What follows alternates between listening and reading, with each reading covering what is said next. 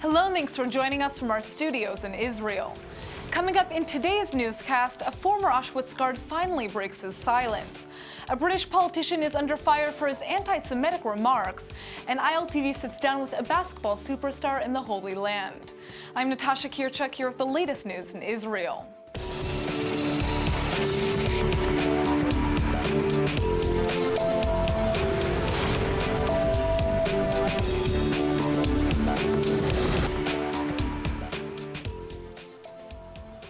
A 94-year-old former SS guard is on trial for the murder of 170,000 people in the Auschwitz concentration camp. And for the first time since the beginning of World War II, he's broken his silence on the Holocaust. Reinhold Henning has finally apologized to his victims and their families, more than 70 years after the end of World War II. He's currently on trial in Germany over accusations that he was complicit in the murder of at least 170,000 people at Auschwitz for having served as an SS guard. Henning has been accused of having watched over the selection of which prisoners were fit for labor and which should be sent to their death in the Auschwitz gas chambers. And he was also allegedly aware of the regular mass shootings of Auschwitz inmates. Over 1.2 million people were killed at the concentration camp in Poland, and most of them were Jews. Henning allegedly joined the SS forces voluntarily when he was 18 years old in 1940. More than a dozen people have testified against him, including Holocaust survivors, and a verdict is expected on May 27th. Until now, Henning has remained silent, but now he says he's truly sorry for participating in the war. The 94-year-old told a court in Detmold, Germany, that he deeply regrets having listened to the German Nazi Party. He says he's ashamed that he let such injustice happen and did nothing to prevent it. A British politician is at the center of a huge firestorm for saying Hitler was a supporter of Zionism. Yet despite being accused of anti-Semitism, he refuses to take back his comments. The former London mayor and current member of Parliament Ken Livingstone is causing a lot of controversy for his comments. And the Labour Party has suspended him for saying Hitler supported Zionism when he proposed in 1932 that the Jews be moved to Israel. Livingstone's now saying he regrets that he said that, but he still thinks it's true. If I'd known what this eruption, all this waste of time was going to be, I wouldn't have mentioned Hitler. But I've been So are you sorry for mentioning Hitler? I wish I Just hadn't, say it. because it's... You wish you hadn't. And are you But sorry I'm for not it? going to apologise for telling the truth. But are you sorry that you mentioned Hitler? Are you sorry you mentioned regret Hitler? doing that. Are you Why sorry don't you say I'm mentioned sorry? Hitler? Because sorry sounds like I'm apologising No, for what I you're said. not, Ken. And what You're I said just is allowing true. yourself to get back into it, and all these people that dislike you and just want to have a go at you. You're taking, you're shooting their fox. I'm sorry for mentioning Hitler. Why, I am, because it's caused all this Well, nonsense say it and then. I am distraction. sorry for mentioning Hitler. I mean, I'm not getting into some sort of apology Ken, industry here. why not? I've I'm stated sorry the for truth. mentioning Right, Hitler. no It's problem. so easy. If I could go back, You're I not would. a Hitler man. But I'm sorry never... for mentioning Hitler. The catch is Livingstone's refusing to apologize for what he said, and he's even defending his comments and claiming Israeli Prime Minister Netanyahu agrees with him. Livingstone's referring to a comment by Netanyahu last October, suggesting that Hitler didn't initially plan to annihilate the Jews, but instead wanted to expel them from Europe. Netanyahu has also said that the idea to exterminate the Jews came from Jerusalem's former Grand Mufti and Palestinian nationalist Haj Amin al-Husseini. I am never not going to say what I believe to be true. And as I say, if the Prime Minister of Israel says exactly the same thing 2 days before, how can anyone accuse Haven't you me done of appalling damage to your party, No, the I Labour haven't. Party? In No. 5 days we are now before a mayoral election in London, elections all over the country. The Jewish vote in London is going to be much depleted because of this. No, I mean, I think they're going to come out and vote for at the Labour But, you know, candidate, Michael, because he's been we're letting absolutely Ken- clear in everything he says. He's denounced anti-Semitism. He's had very good He's reason certainly to do denounced so. you, yeah. and has had to denounce And that's you. his free to do. Yes. But the simple fact in all of this is I did not create this problem. It was created by a group of embittered Blairite MPs who stirred up all this nonsense about anti-Semitism. As long as you all accept that what I said is true, I'm happy to say that. Say it. Are you saying what I said is true? I'm not going to go. I'm not a historian. Just say I'm not an sorry, expert. Sorry for mentioning Hitler. It may or may not be true, but are you willing to say here and now, I'm sorry for mentioning Hitler? Well, I regret mentioning No, Hitler. you're sorry, Ken. The British Labour Party leader Jeremy Corbyn has suspended Livingstone, along with Member of Parliament Naz Shah for her anti-Semitic Facebook posts. Corbyn's also ordering his party to launch an inquiry on how to tackle anti-Semitism. Yet it turns out Corbyn is also a stark critic of Israel, who said that Hamas and Hezbollah are his friends. Labour has recently come under a lot of pressure for its anti-Semitic comments, and now Corbyn says that the party needs a new code of conduct that explicitly bans anti-Semitism and other forms of racism. Israeli opposition leader Isaac Herzog is responding to the events in Britain by sending a message from the Israeli Labour Party, inviting UK Labour members to visit the Yad Vashem Holocaust Museum in Jerusalem. Passover officially ended last night in Israel, and Jews all over the country celebrated with a special North African Jewish tradition called Mimuna. Senior Israeli leaders also joined in on the celebrations, and they had a few key things to say about the state of affairs in the Jewish state. Israeli President Reuven Rivlin, Prime Minister Benjamin Netanyahu, and dozens of Knesset members took part in traditional Mimuna parties all over Israel last night. If you're wondering what a Mimuna is, it's a North African Jewish tradition held each year at the end of the Passover holiday.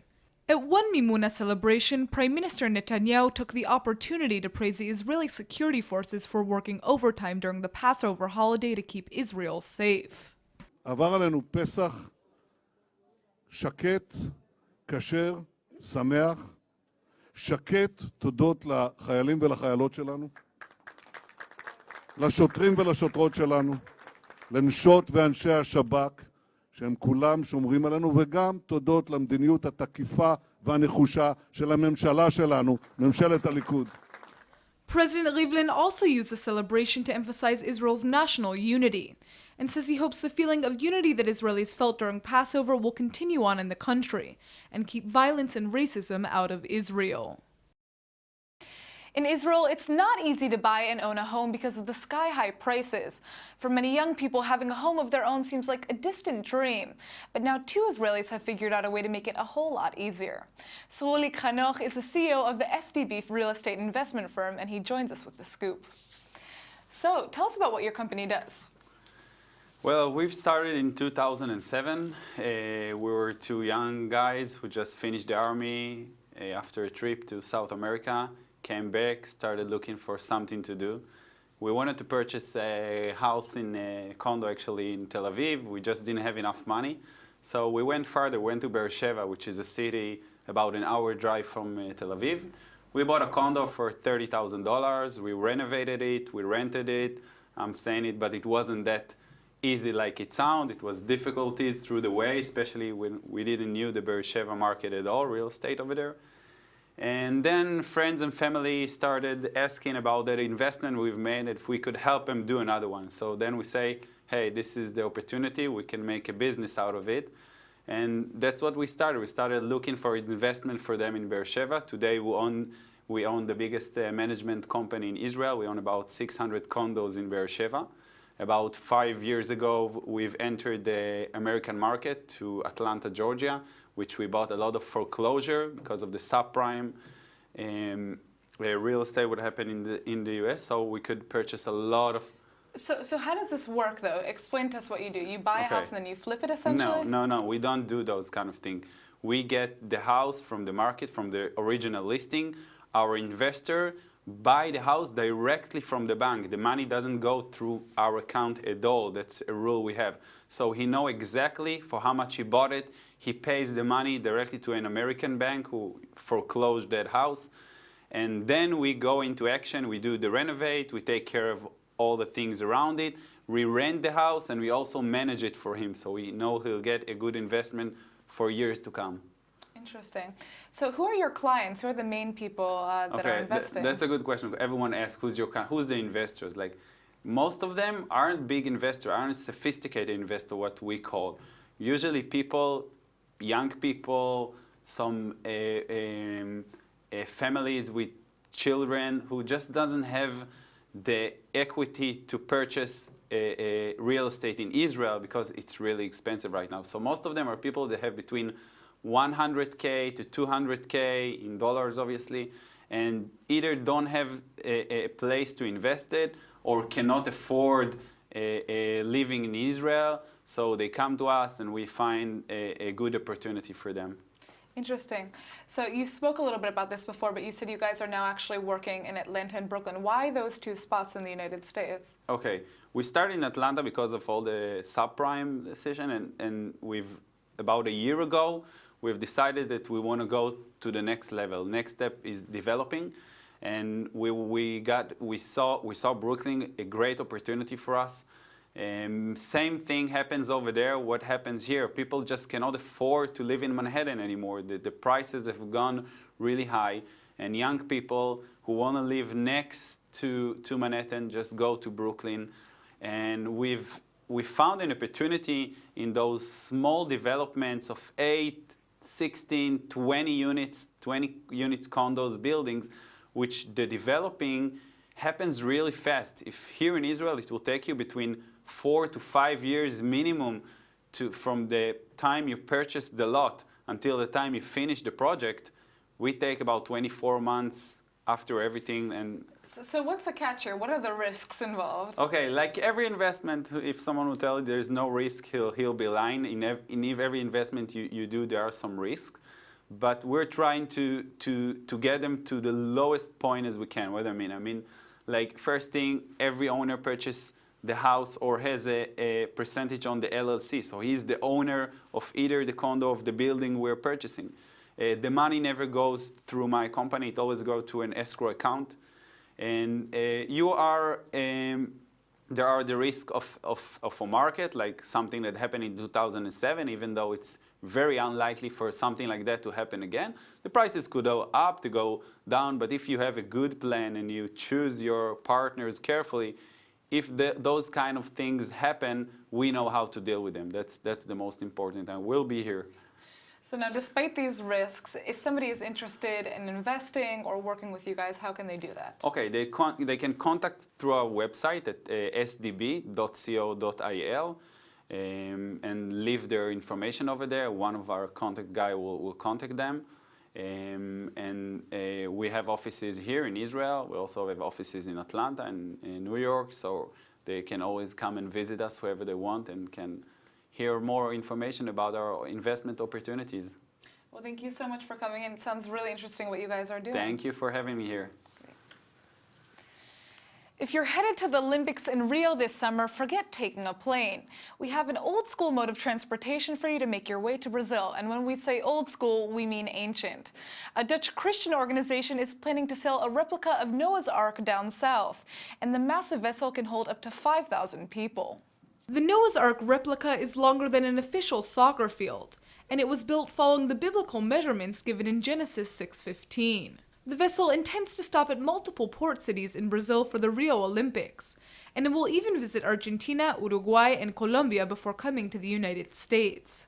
The Bible-inspired ark spans 5 floors and weighs roughly 2,500 tons. Wondering who's behind this massive creation? Carpenter Johan Huber said he began building it after he had a dream about an intense storm that flooded his hometown in the Netherlands. After reviewing multiple historical measurement units from various ancient cultures, Huber's created a measurement scale to build his ark, and he eventually completed it in 2012. Since the ark's creation, hundreds of thousands of people have visited it, but now it looks like some lucky visitors will have the chance to actually ride the ark. The vessel will set sail in the next few months, and it should reach northern Brazil by July. The Ark of Noah Foundation says it will arrive at the Paralympic Games in Rio de Janeiro by September 7th. Israel is known for its top basketball, and Israeli basketball players are revered throughout the country.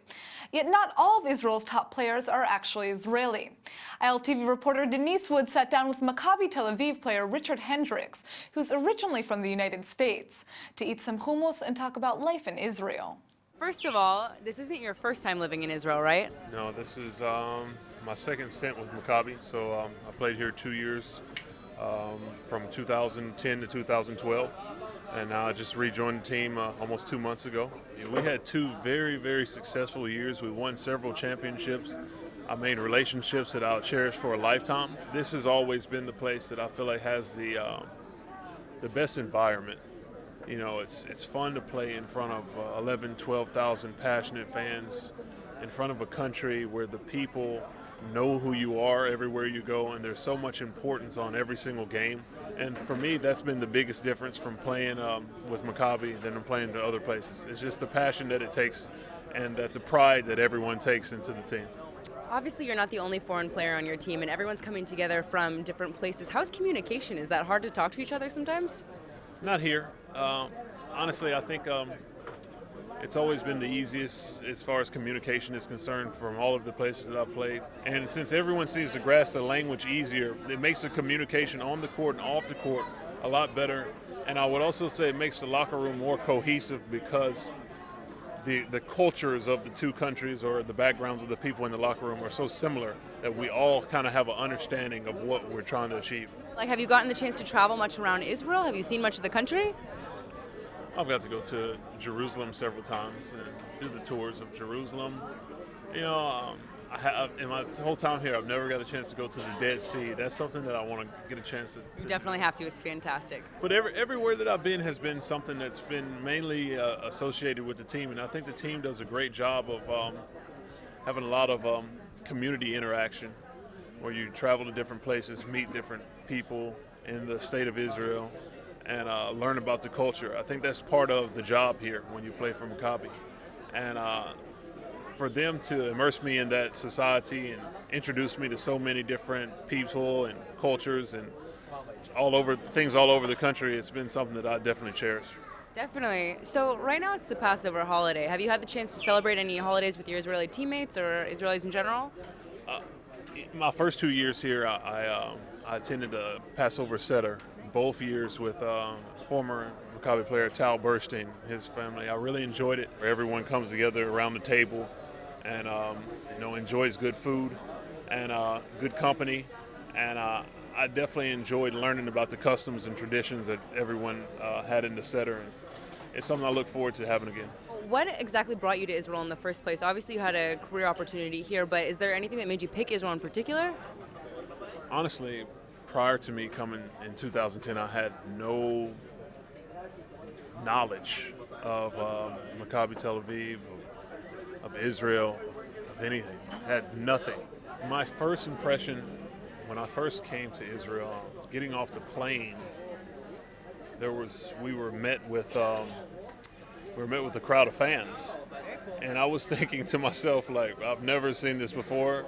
You know, who is that passionate about basketball? I didn't know what I was getting myself into, so I think when that took place, and then just within the first couple of weeks of just going around with a couple of teammates who were already on the team, to see their popularity in the general public was just amazing to me. So when I saw that, I really saw that I was in a place that was passionate about basketball and passionate about sports, and it wasn't just within a fan base. It seemed like it was within everyone, so that was pretty cool.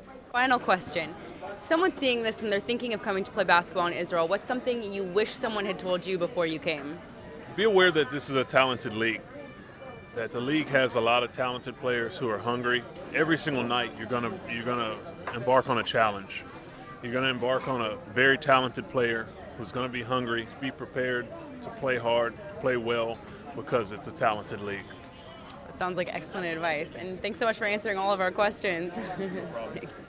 And now for our Hebrew word of the day. There's nothing like home, so today's word is bayit, which means house and home in Hebrew. Bayit is one of the most frequently used words in Hebrew because it's used to describe some of the most important institutions in Israeli society. School is Beit Sefer, or house of books, synagogue is Beit Knesset, or house of gathering, and hospital is Beit Cholim, which means a house of the sick. Home is where most people feel the most comfortable and safe, and Israelis like to say their home is their fortress, Beiti u'mivtzari. In a sense, that's exactly what Israel is for many Jews, a fortress for the Jewish people. There really is nothing like home, which is why Israel has been nicknamed Abayit HaYehudi, or the Jewish home, by Israelis around the world. Let's go ahead and take a look at the weather forecast. It's the beginning of a new week. Monday is expected to be partly cloudy with a high of 78 degrees. Tuesday is supposed to be even hotter with the temperature jumping up all the way to 91.